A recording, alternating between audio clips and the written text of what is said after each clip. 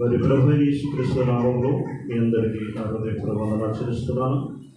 మరి సమయంలో దేవుని యొక్క వాక్యాన్ని చదువుకుందాం. 23వ కీర్తన 1వ వచనాన్ని చదువుదాం. స్తోత్రం. త్వరగా నాకు మరి చదవటానికి మరి ప్రతి ఒక్కరు కూడా సిద్ధపడండి. స్తోత్రం. హల్లెలూయా. యెహోవా నా కాపరి, నాకు లేమి కలదు. చిన్న ప్రార్థన చేసుకుందాం. మహాపరిశుద్ధుడా, ప్రేమల తండ్రి, జీవముల దేవ, జీవాధిపతి, సర్వాధికారి, ప్రభా, చదవబడిన ప్రతి లేఖన భాగాన్ని బట్టి మీ స్తోత్రాలు. ప్రభా, పేజీలు తిరగేయగలం కానీ తండ్రి వాక్యానికి నీవే అనువాదికుడు కనుక ప్రభా, ఆ వాక్యంలో సారాంశాన్ని ఈ కాల ప్రవక్తలకు బోధించిన విషయాన్ని ప్రభా అయినా తండ్రి యేసుక్రీస్తు ప్రభా, నువ్వు నిన్న నేడు నిరంతరము ఏకరీతిగా ఉన్నావు ప్రభా. అటువంటి కృప మీ సన్నిధి మాతో ఉంచి ఐక్యత, ఏక మనసు, ఏకాత్మ వారిని తోడు ఇచ్చినందుకు వందన. ఇందులో ప్రేరణలు ప్రభా, వారిని మీరు కంట్రోల్లో ఉంచండి ప్రభా. వారి క్రమస్పర్శాన్ని ప్రభా మీరు సహాయం చేయమని, సమస్తాన్ని ప్రభు కూడించిన వాళ్ళని దీవించమని, ఇప్పుడు నన్ను కూడా ప్రభా పరుగుపరిచి నన్ను పక్క ఉంచి మీరే రంగం మీద మీరు మాట్లాడమని ప్రభు యేసుక్రీస్తు నామములో ప్రార్థిస్తున్నాము. ఆమేన్. దేవుని స్తోత్రం. హల్లెలూయా.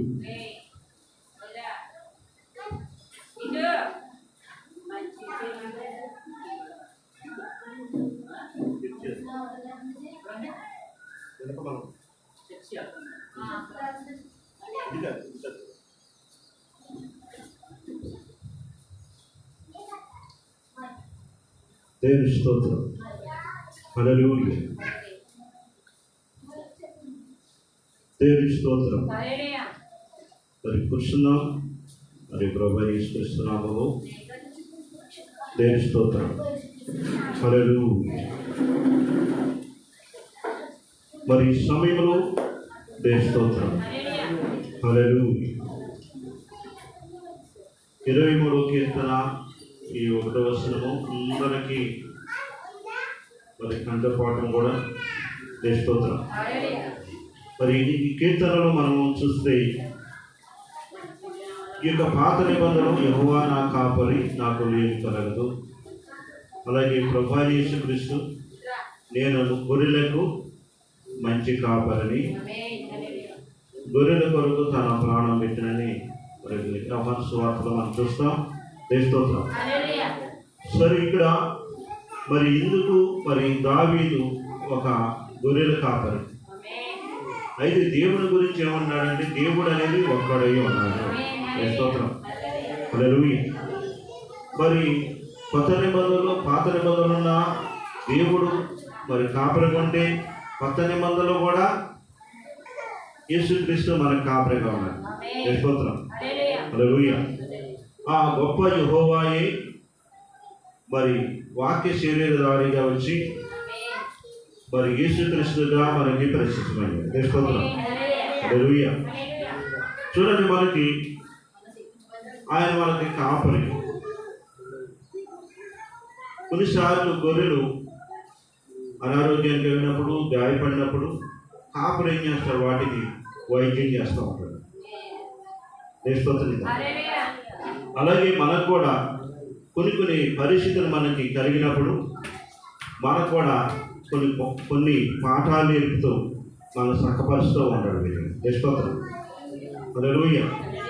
ఇప్పుడు ఏమంటాడంటే యెహోవా నాకు కాపరి, నాకు లేమి కలగదు. స్తోత్రం. అంటే దేవునిని మనము కాపరిగా మనం చేసుకున్నప్పుడు మనకు లేమి కలగదని వాక్యం చెప్తుంది. స్తోత్రం.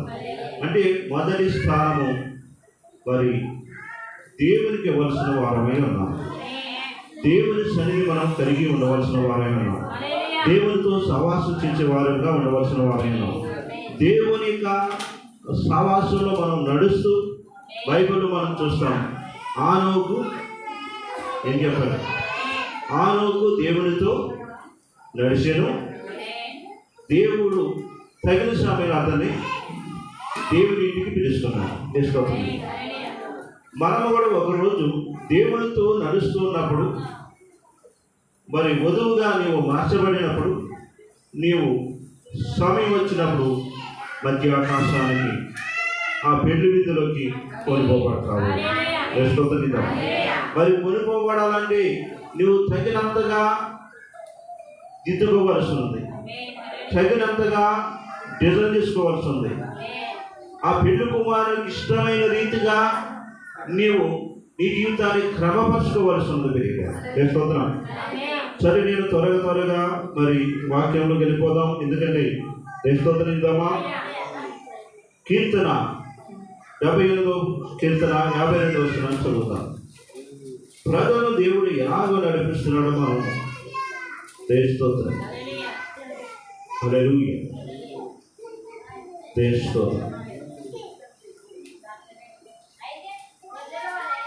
అయితే గొర్రెల వలె ఆయన తన ప్రజలను తోడుకొని పోయెను. ఒకడు మందను అరణ్యములో ఆయన వారిని నడిపించింది. స్తోత్రం. చూడండి, ఇక్కడ ఏమందంటే ఇశ్రాయేలు అయితే గొర్రెల వలె ఆయన తన ప్రజలను తోడుకొని పోయెను. స్తోత్రం. చూడండి, కాపరి తన గొర్రెల్ని ఎక్కడ మేపాలో తోడుకొని పోతామంటాడు. స్తోత్రం. అలాగే ఇశ్రాయేలు ప్రజల్ని ఆయన తన ప్రజలను మరి తోడుకొని ఒక అరణ్య మార్గంలో ఆయన నడిపించాడు. ఎందుకు అరణ్య మార్గం నడిపించాడు? వాటిని పరీక్షించడానికి. వారిలో ఎంత విశ్వాసం ఉందో, ఎంతటి అవిశ్వాసం ఉందో, ఎలాంటి పరిస్థితులైనాయో వాటినన్నింటినీ పరీక్షించడానికి ఆయన అరణ్యము ద్వారా వారిని పరీక్షించాడు. స్తోత్రమా. త్వరగా వెళ్ళిపోతాం. ఇక మనం అనుకున్న సమయానికి ముగించుకుందాం. 80వ కీర్తన 1వ వచనం. ఇశ్రాయేలునకు కాపరి షెబీయును మందవలె యోసేపును నడిపించిన వాడా, కేరుబుల మీద ఆశ్రయిన వాడా, ప్రకాశింపుము. స్తోత్రం చేద్దాం. హల్లెలూయా. చూడండి, ఇశ్రాయేలునకు కాపరి షెబీయును. స్తోత్రం. మందవలె యోసేపును. చూడండి, యోసేపుని ఎలా నడిపించారని చెప్పండి. స్తోత్రం. అన్నదమ్ముల ద్వారా శోధింపబడ్డాడు. స్తోత్రం చేద్దాం. అలా మరి అతను కలిగిన దర్శనాలు బట్టి లేక కళలు బట్టి స్తోత్రమా అతను తన సహోదరులు అతని మీద ఆశ్రయపడ్డారు.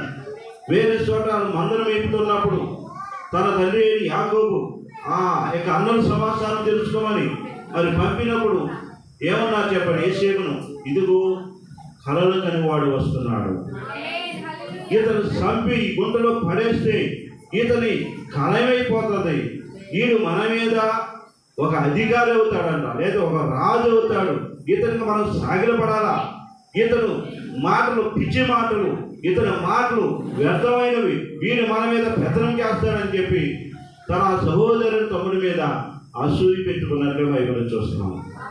దగ్గరికి వస్తున్నప్పుడు కలలు కాని వారు అన్నారు, వీడి చంపి గుంటలు వేయాలనుకున్నారు. ఆ తర్వాత రూబేన్ ఏమంటున్నాడండి, ఇతను మన సహోదరుని ఇదిగో ఒట్టి గుంటలో పడవేస్తాము.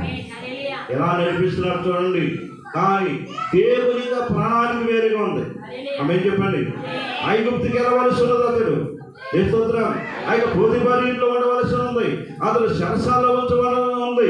ఆ యొక్క తగిన సమయంలో ఫరో స్థానంలోకి ఆయన ప్రధానిగా ఉండటానికి దేవుడు అతను ఎన్నుకొని ఉన్నాడు. స్తోత్రం. ఎవరు నడిపిస్తా ఉన్నాడు చూడండి. ఆ యొక్క మందవలె యోసేపును నడిపించిన వాడా. మనం నడిపించేది ఎవరిని? దేవుడే మనం నడిపించేవాడై ఉండాలి. దేవుని ఆలోచన ప్రకారం మనం నడిపించే వారమై ఉండాలి. దేవుని చిత్తం మీద తెలుసుకునే వారమై ఉండాలి. స్తోత్రమా. హల్లెలూయా. చూడండి, కేరువు మీద ఆశ్రయిన వాడా ప్రకాశించుము. స్తోత్రమా.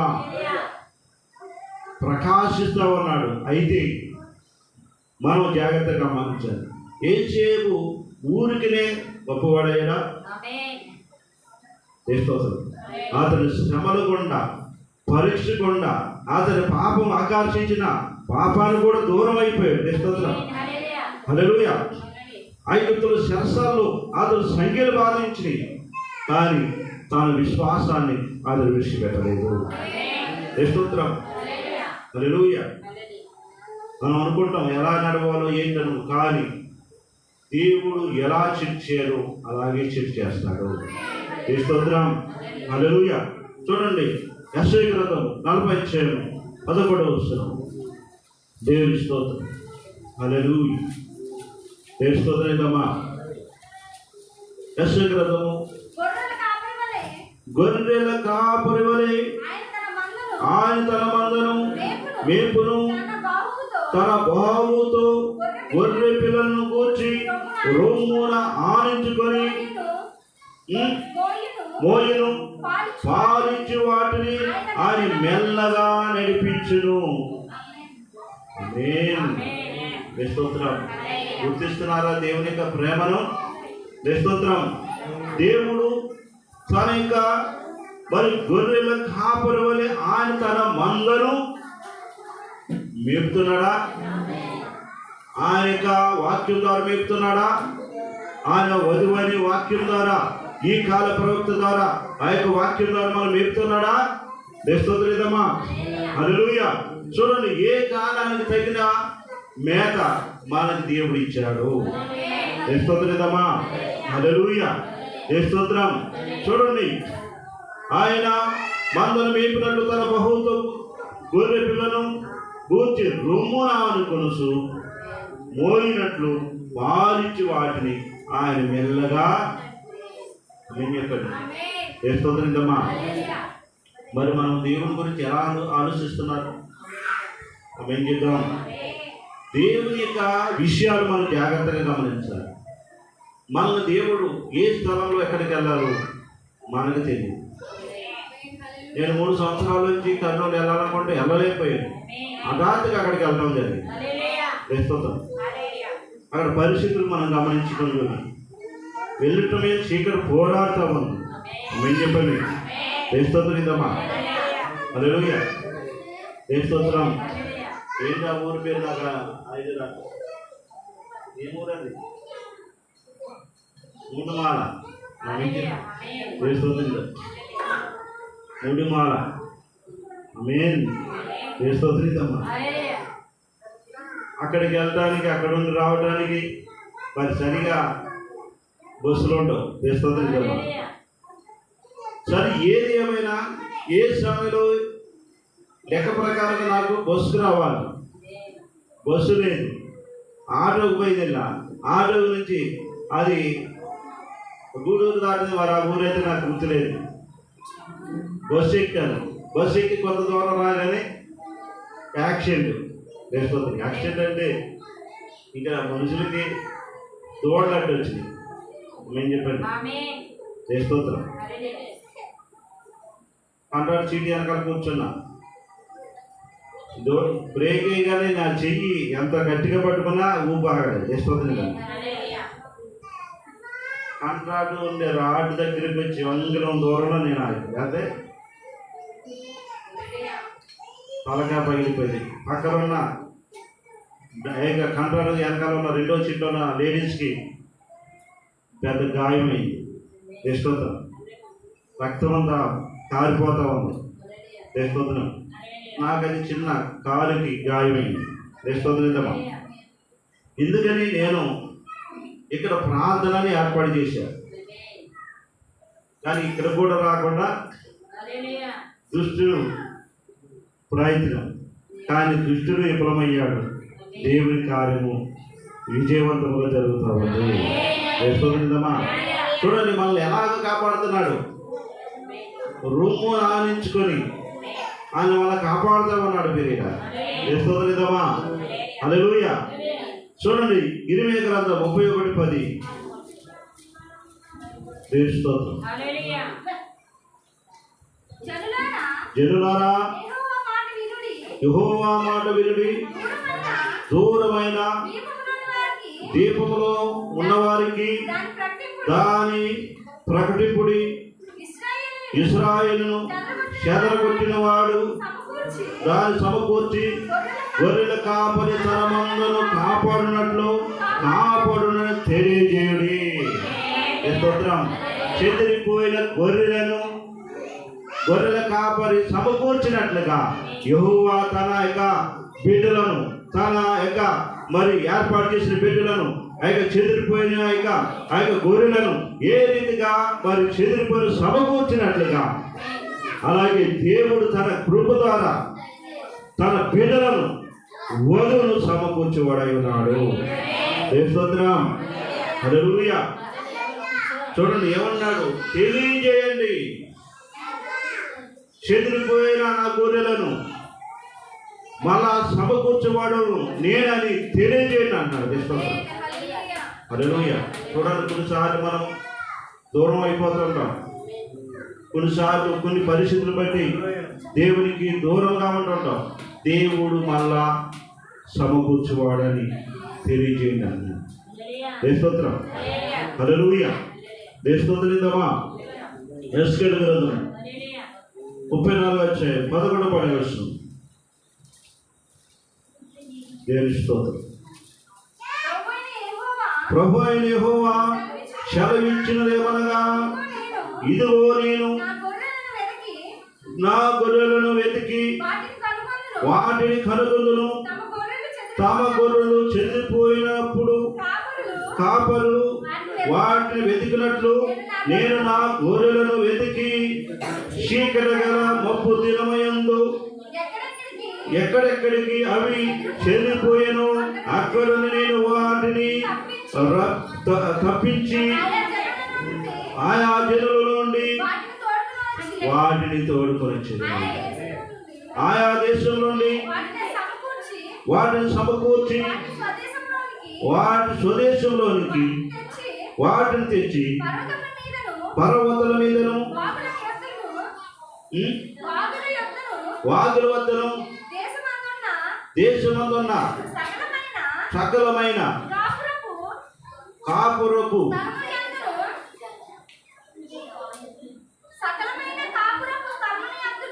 సకల కాపురస్తుల స్థలమునందు వాటిని స్తోత్రం. హల్లెలూయా. చూడండి, దేవుడు ఏం చేస్తున్నాడు చెప్పండి, వెతుకుతున్నాడు. ఏం చెప్పండి, వెతికి ఏం చేస్తాడు, చీకటి చోట్ల మబ్బు గల చోట్ల మరి తెలిసి తెలియని మార్గంలో ఉన్న వారిని నిజమైన మార్గంలో దేవుడు నడిపిస్తాడు. సత్యమైన మార్గంలో దేవుడు నడిపిస్తాడు. దేశమా. హల్లెలూయా. చెదిరిపోయిన నా గొర్రెలను. స్తోత్రం. ఇంకా చూడండి, యోహాను సువార్త 11:11 స్తోత్రమా. హల్లెలూయా. యోహాను సువార్త 10:11 నేను గొర్రెలకు మంచి కాపరి గొర్రెల కొరకు తన ప్రాణం పెట్టును. స్తోత్రం. చూడండి, నేను గొర్రెలకు మంచి కాపరి అంటే మంచి కాపరి ఉన్నాడు, చెడ్డ కాపరి ఉన్నాడు. స్తోత్రం. ఏమన్నాడు, ఆ మంచి కాపరి తన గొర్రెల కొరకు తన ప్రాణం. యేసు ప్రభు వారు ఏం చేశారు, లోకమంతటి కొరకు రక్తం కార్చాడా, కొందరి కొరకు రక్తం కార్చాడా? కొందరు కొరకే. జగత్తు పునాది వేయబడక ముందే అమ్మ చెప్పారు, ఆయన ఏర్పాట్లో ఉన్న వారి కొరకే రక్తం కార్చాడు. మీకు అర్థమవుతుంది ఆ మాటలు. అందరి కొరకు అనుకోకండి, ఆయన ఏర్పాట్లో ఉన్న వారి వరకే. జగత్ పునాది వేయబడక ముందే ఎవరి పేరైతే జీవ గ్రంథంలో గొర్రె పిల్ల గ్రంథంలో రాయబడిందో వారే ఆయన ఎన్నికలోకి వస్తారు. అందరూ రారు. ఆయన జీవ గ్రంథంలో రాయబడి. ఎప్పుడు రాయబడి ఉంది? జగత్ పునాది వేయబడక ముందే ఆయన గొర్రె పిల్ల జీవ గ్రంథంలో రాయబడింది. ఇప్పుడు కాదు రాయటం. ఆమె చెప్పాను, ఆయన ఎన్నికలో ఉన్నవారు ఆయన వాక్యానికి లోపడతారు, ఆయన చిత్తాన్ని ఎదుగుతూ ఉండాలి. ఆ యొక్క మబ్బు గల స్తోత్రంలో చీకట్లో ఉన్నవారు వెలుగున అన్వేషిస్తూ ఉంటారు. దేశోదరిద్దామా, ఆ వెలుగు దేశోదరిద్దామా. హల్లెలూయా. అందుకే మనము యెహోవా నాకు కాపరి, నాకు లేమి కదా. ఇక్కడ ఏమన్నాడు? నేను గొర్రెలకు మంచి కాపరి. ఇప్పుడు ఇక్కడ దావీదు ఒక మాట అంటున్నాడు, యెహోవా నాకు కాపరి. ఇక్కడ ఏమన్నాడు యేసు ప్రభు? ఆమేన్ చెప్పండి. నా తండ్రికి మీరు గొర్రెలు అన్నాడా? చెప్పండి. యేసు ప్రభు ఏమన్నాడు? నేను గొర్రెలకు మంచి కాపరి. మంచివాడు ఎవరు? యెహోవాయే యేసుక్రీస్తు. ఆమేన్ చెప్పండి. దేశోదరిద్దామా. ఆయన ఆత్మస్వరూపిగా ఉన్నాడు. ఆ కాలంలో ఆయన వాక్య శరీరాన్ని ధరించుకొని భూమి మీదకి ఆయన మనుష్య కుమారుడిగా వచ్చాడు. దేశోదరిద్దాం. హల్లెలూయా. మంచి కాపరి గొర్రెల కొరకు ప్రాణం పెడతాడు. మరి యేసుక్రీస్తు ప్రాణం పెడితే తండ్రి ప్రాణం పెట్టినట్ట? ఆమేన్ చెప్పండి. దేశోదరిద్దామా. ఎందుకంటే తండ్రి కుమారుడు. ఆమేన్ చెప్పండి. కుమారులో ఎవరి ఆత్మ? తండ్రి ఆత్మ. దేశోదరిద్దామా.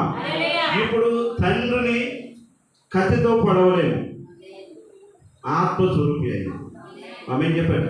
కానీ ఆయనకు ఒక శరీరం కావాలి, ఆయన పరిశుద్ధ ఒక గుడారం కావాలి, ఆ గుడారం అనే దేహం కావాలి.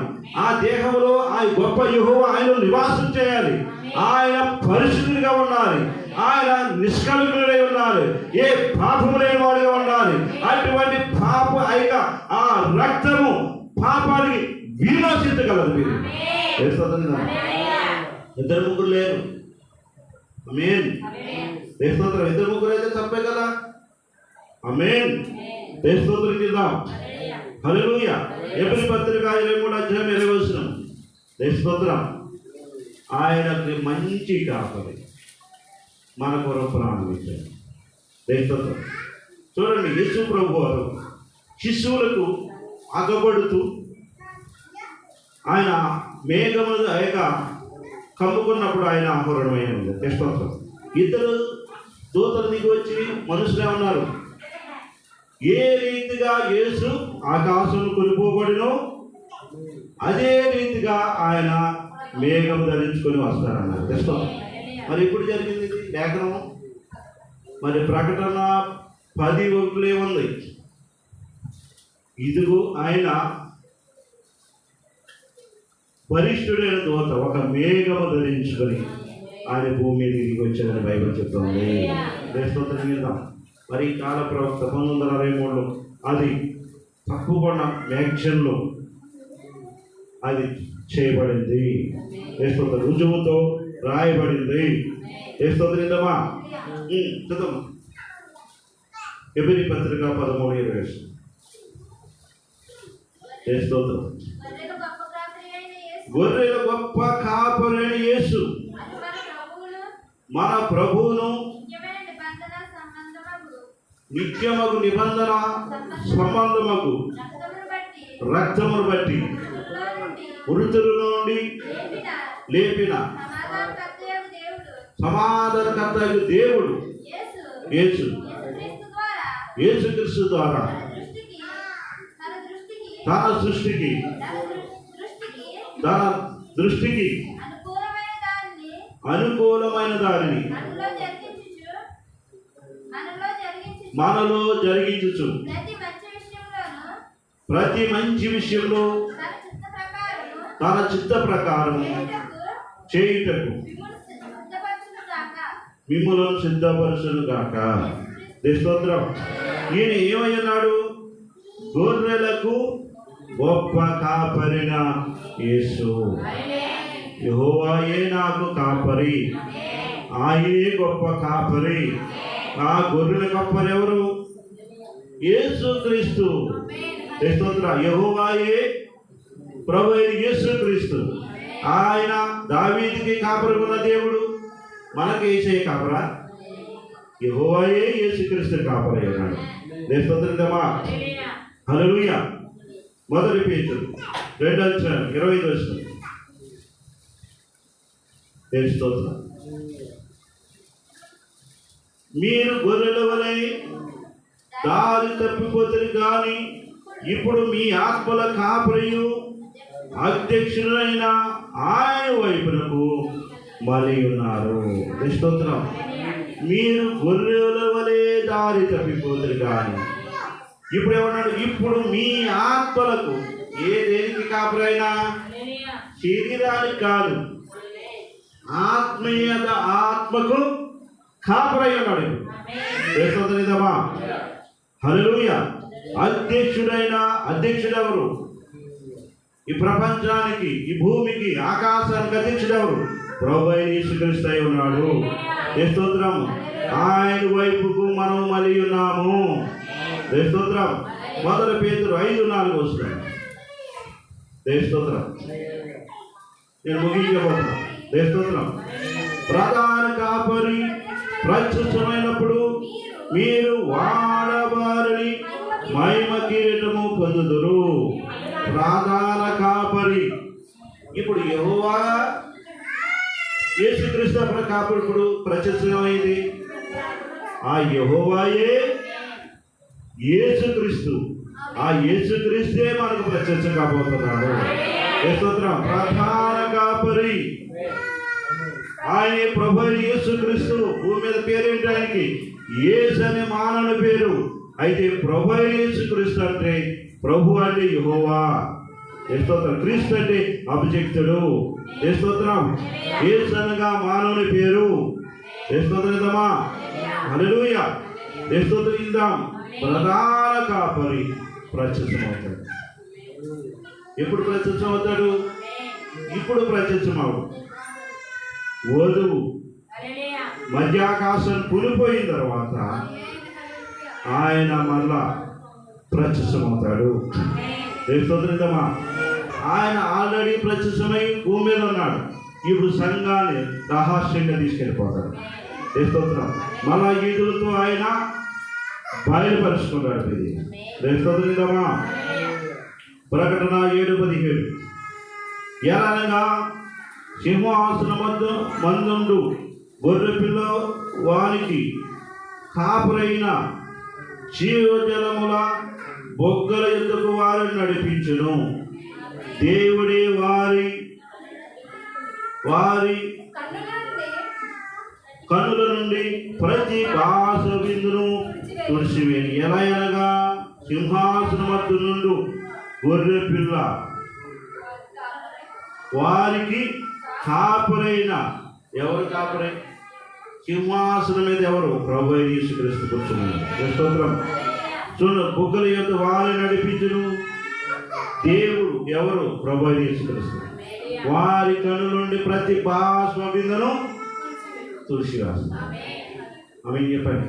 నువ్వు పడిన కష్టము, నువ్వు పడిన శ్రమ, నువ్వు పడిన వేదన, నువ్వు పడిన ప్రభు కొరకు నువ్వు జీవించిన జీవితము, నువ్వు ఎలా జీవించావో, దేవుని కొరకు నువ్వు జాగ్రత్తగా జీవించినప్పుడు నీ ప్రతి భాష బిందును చూశాడు. జీవ జలపు ఓట వద్దకు నేను నడిపిస్తాను.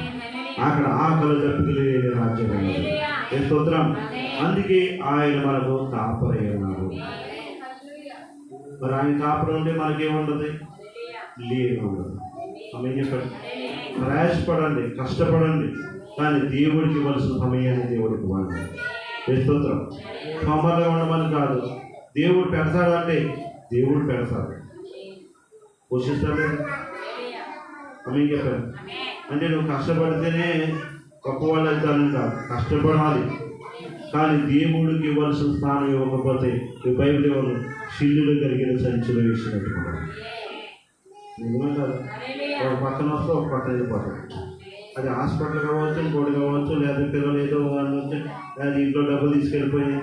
ఆమె చెప్పండి. సినిమాలు, షికార్లు, రకరకాలుగా ఆమె చెప్పండి. ఇప్పుడు పిల్లలకి వెళ్ళి 20,000 ఫోన్ కావాలి, 10,000 ఫోన్ కావాలని చెప్పి చేసుకోలేదు. ఆమె చెప్పండి. ఇలాంటి వాటికి ఎలా వస్తే అలాగే ఆమె చెప్పండి.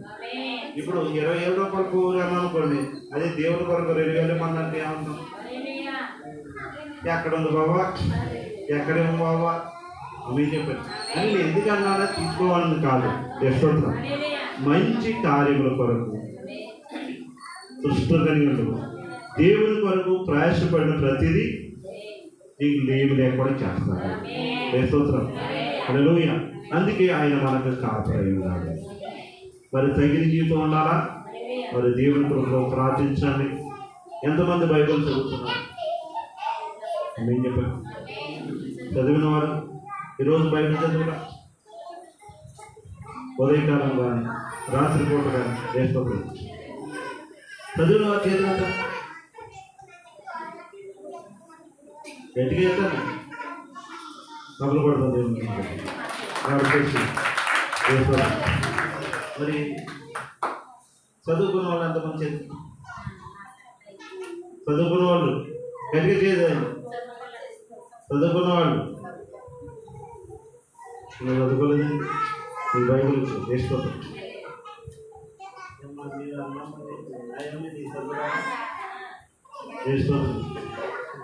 మరి ఇంకెనకాల కొంతమంది అర్థం లేదు, మనమేం చెప్పండి వేసుకోతాం. మరి ఇంతమంది చదువు కూడా బైబిల్ చదువు, మరి కనీసం రోజుకి 2-3 అధ్యాయాలు, వీలైతే 10 అధ్యాయాలు చదవాలి. వేసుకోవాలి. మరి బైబిల్ చదవాలి. హల్లెలూయా. ఇంకా అర్థం కాకపోతే క్లారిటీగా వర్తమానాలు చదవాలి. బైబిల్ని వర్తమానం చదవాలి. ఇంకా మీరు స్పష్టంగా పరలోక సంబంధమైన విషయాలు మీకు క్లారిటీగా అర్థమవుతుంది. చాలామంది వర్తమానం అంటే అది ఏదో అనుకోకండి, బైబిల్కు అనుసంధానమైంది. నువ్వు రహస్యాలు తెలుసుకోవాలంటే వర్తమానం బైబిల్ టచ్ చేసి చూడు. ఆమె చెప్పారు, బైబిల్ని వర్తమానం చదువు చూడు.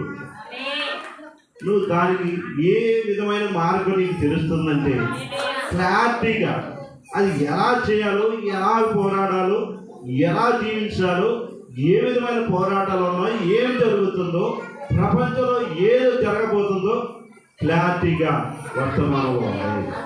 బైబిల్లో ఉన్న వాక్యాన్ని వర్తమానం కలిగి చూడు, చదువుతుండండి. స్తోత్రం.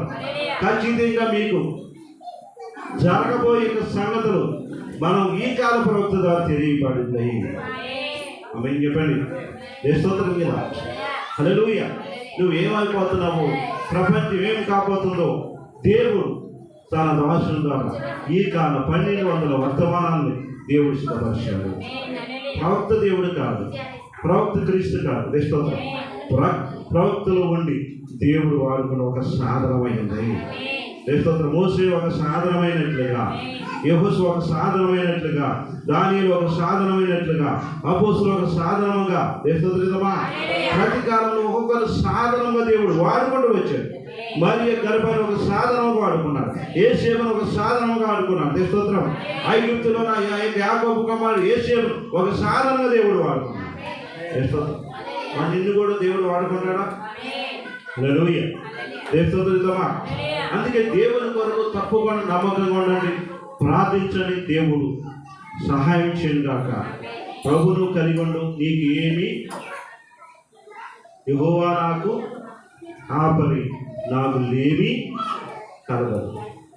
లేమి కలుగుతుందంటే నువ్వు సమృద్ధిగా ఆ కీర్తన భాగం అందరూ చివరి అంటాడు, శత్రుడు ఇతర నాకు భోజనం సిద్ధపరచదవు, నా గిన్నె నిండుతుందా? మన గిన్నె నిండితే ఇంకో గిన్నెలో పోయాం. అసలు మన గిన్నె నిండకపోతే అంటే ఏంటి? పరిశుద్ధాత్మ మన హృదయంలోకి నిండి పొర్లితే ఇంకొక పాత్రలోకి వెళ్తుంది. ఆ పాత్ర నిలబడితే మరొక పాత్రలోకి వెళ్తుంది. స్తోత్రం. అంటే అగ్ని నీలో మండాలి. స్తోత్రమా. అటువంటి కృపా పరిశుద్ధాత్మ దేవుడు మనందరికీ ప్రభు యొక్క సహాయము ఆ యొక్క మరి ఆత్మతో నింపబడుతురు కాక. అటువంటి కృప దేవుడు మనకు అనుగ్రహించుగాక. అందరం నిలబడినట్టు ప్రార్థన చేసుకుందాం.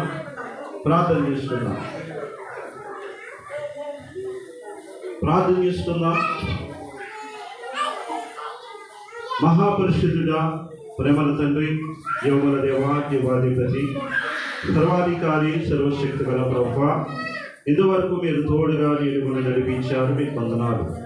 దేవా, యెహోవా నా కాపరి, నాకు లేమి కలగదు. నిజముగా ప్రభువా, యేసయ్య మంచి కాపరివి, మా కొరకు ప్రాణం పెట్టావు, మీకు వందనాలు ప్రభువా.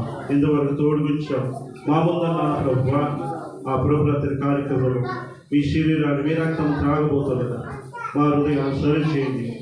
మీ వాక్యానుసారంగా మేము దిద్దుకొని ముందుకు సాగడం సాయం చేయండి ప్రభువా. జరిగిన ఈ కూడికల్లో మీ ప్రభు తోడుగుంచి నడిపించినందుకు వందనాలు చేయండి. ప్రతి కీడు నుంచి మమ్మల్ని తప్పించారు, మీ కాపుదల ఇచ్చినందుకు వందనాలు చెల్లిస్తూ ప్రభు యేసుక్రీస్తు నామములో ప్రార్థిస్తున్నాము. ఆమేన్.